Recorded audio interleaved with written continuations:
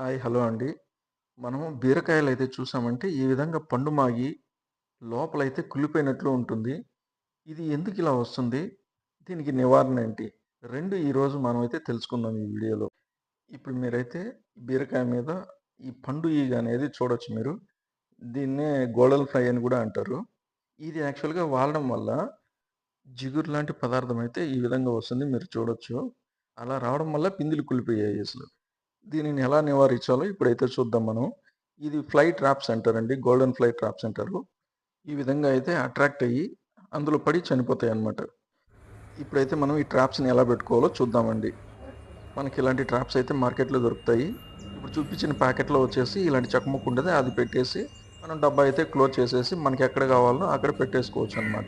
దీని పూర్తి వీడియో అయితే పెడతాను. ప్లీజ్ సబ్స్క్రైబ్ చేయండి, షేర్ చేయండి, లైక్ చేయండి, కామెంట్ చేయండి. మన ఛానల్‌ని తప్పకుండా ఫాలో అవ్వండి.